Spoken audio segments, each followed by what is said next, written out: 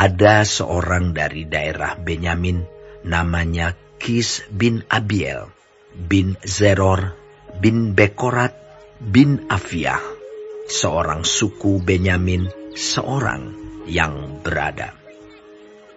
Orang ini ada anaknya laki-laki, namanya Saul, seorang muda yang elok rupanya. Tidak ada seorang pun dari antara orang Israel yang lebih elok daripadanya. Dari bahu ke atas, ia lebih tinggi daripada setiap orang sebangsanya. Kis, ayah Saul itu, kehilangan keledai-keledai betinanya. Sebab itu berkatalah Kis kepada Saul, anaknya, "Anakku, ambillah salah seorang bujang, bersiaplah, dan pergilah mencari keledai-keledai itu." Lalu mereka berjalan melalui pegunungan Efraim. Juga mereka berjalan melalui tanah Salisa, tetapi tidak menemuinya. Kemudian mereka berjalan melalui tanah Sahalim, tetapi keledai-keledai itu tidak ada. Kemudian mereka berjalan melalui tanah Benyamin, tetapi tidak menemuinya. Ketika mereka sampai ke tanah Zuf, berkatalah Saul kepada bujangnya yang bersama-sama dengan dia, "Mari, kita pulang. Nanti ayahku tidak lagi memikirkan keledai-keledai itu, tetapi khawatir mengenai kita." Tetapi orang ini berkata kepadanya, "Tunggu, di kota ini ada seorang abdi Allah, seorang yang terhormat. Segala yang dikatakannya pasti terjadi. Marilah kita pergi ke sana sekarang juga. Mungkin ia dapat memberitahukan kepada kita tentang perjalanan yang kita tempuh ini." Jawab Saul kepada bujangnya itu, "Tetapi kalau kita pergi, apakah yang kita bawa kepada orang itu? Sebab roti di kantong kita telah habis, dan tidak ada pemberian untuk dibawa kepada abdi Allah itu. Apakah yang ada pada kita?" Jawab bujang itu pula kepada Saul, "Masih ada padaku 1/4 sikal perak. Itu dapat aku berikan kepada abdi Allah itu. Maka ia akan memberitahukan kepada kita tentang perjalanan kita." Dahulu di antara orang Israel, apabila seseorang pergi menanyakan petunjuk Allah, ia berkata begini, "Mari, kita pergi kepada pelihat." Sebab nabi yang sekarang ini disebutkan dahulu pelihat. Kemudian berkatalah Saul kepada bujangnya itu, "Pikiranmu itu baik. Mari kita pergi." Maka pergilah mereka ke kota, ke tempat abdi Allah itu. Ketika mereka naik jalan pendakian ke kota itu, mereka bertemu dengan gadis-gadis yang keluar hendak menimba air. Mereka bertanya kepada gadis-gadis itu, "Pelihat ada di sini?" Jawab gadis-gadis itu kepada mereka, "Ya, ada. Baru saja ia mendahului kamu. Cepat-cepatlah sekarang. Ia datang ke kota hari ini karena ada perjamuan korban untuk orang banyak di bukit pada hari ini. Apabila kamu masuk ke kota, kamu akan segera menjumpainya sebelum ia naik ke bukit untuk makan. Sebab orang banyak tidak akan makan sebelum ia datang, karena dialah yang memberkati korban. Kemudian barulah para undangan makan. Pergilah sekarang, sebab kamu akan menjumpainya dengan segera."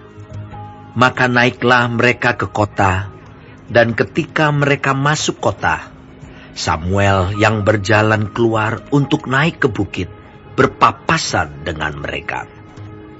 Tetapi Tuhan telah menyatakan kepada Samuel sehari sebelum kedatangan Saul, demikian, "Besok kira-kira waktu ini, aku akan menyuruh kepadamu seorang laki-laki dari tanah Benyamin. Engkau akan mengurapi dia menjadi raja atas umatku Israel, dan ia akan menyelamatkan umatku dari tangan orang Filistin.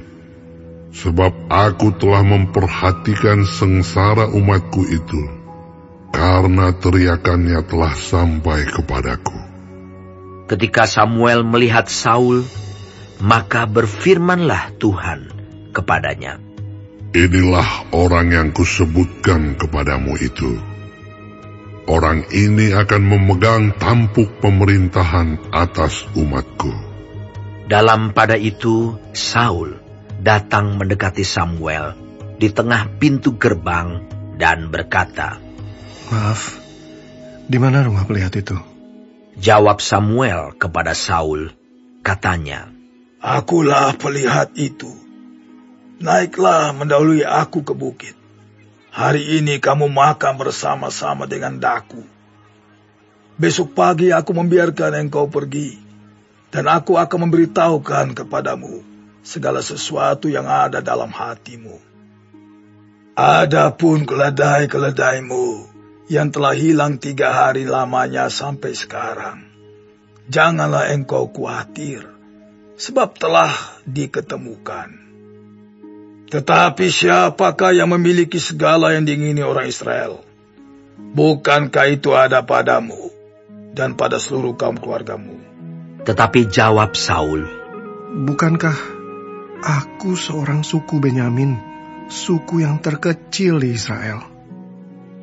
Dan bukankah kaumku yang paling hina dari segala kaum suku Benyamin? Mengapa Bapa berkata demikian kepadaku?" Sesudah itu Samuel mengajak Saul dan bujangnya. Dibawanya ke pendopo dan diberikannya kepada mereka tempat utama di depan para undangan, yang banyaknya kira-kira 30 orang. Berkatalah Samuel kepada juru masak, "Berikanlah sekarang bagian yang diberikan kepadamu tadi, dengan pesan, simpanlah ini dahulu." Lalu juru masak itu menghidangkan paha dan apa yang termasuk ke situ, dan meletakkannya ke depan Saul. Dan Samuel berkata, "Lihat, yang tinggal ini diletakkan ke depanmu. Makanlah, sebab telah disimpan bagimu untuk perayaan ini.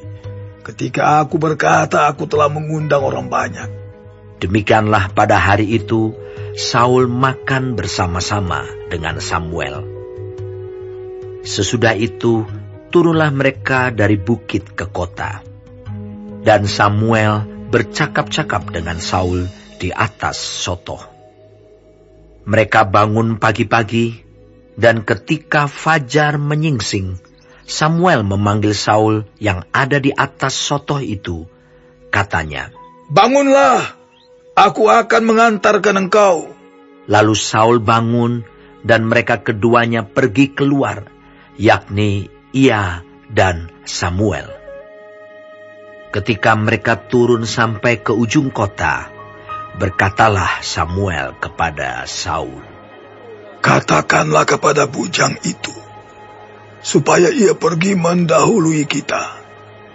Tetapi berhentilah engkau sebentar, maka aku akan memberitahukan kepadamu firman Allah."